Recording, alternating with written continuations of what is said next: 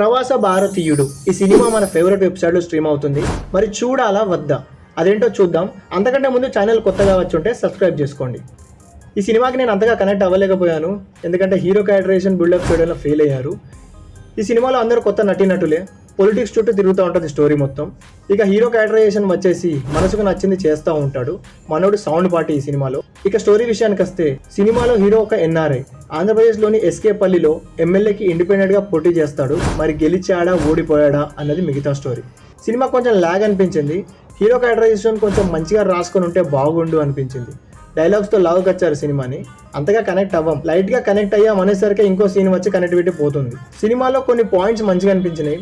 Vote కోసం డబ్బులు తీసుకోవద్దు, ఒక క్యాండిడేట్ గురించి అతను ఏం చేయబోతున్నాడు, ఓటు వేస్తే లాభం ఏంటి అన్నీ తెలుసుకొని ఓటు వేయాలి అన్నారు. ఆ పాయింట్ బాగుంది. సినిమాలో డైలాగ్స్ మంచిగా రాశారు. ఒక ర్యాప్ సాంగ్ ఉంటుంది, ఆ సాంగ్ లిరిక్స్ బాగుంది. హీరో యాక్టింగ్ కూడా బాగుంది. హీరోయిన్ క్యారెక్టర్కి అంతగా స్కోప్ లేదు, మిగతా వాళ్ళు కూడా బాగానే చేశారు.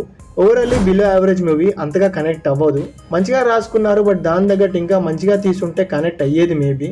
Anyways good attempt. ఫ్యామిలీతో కలిసి చూడొచ్చా అంటే ర్యాప్ సాంగ్లో బూతులు ఉంటాయి, అవి తప్పించి చూడొచ్చు. ఇక చూస్తారో చూడరో మీ ఇష్టం. మరో నెల రివ్యూస్ కోసం ఛానల్ తప్పకుండా సబ్స్క్రైబ్ చేసుకోండి. Thank you for watching.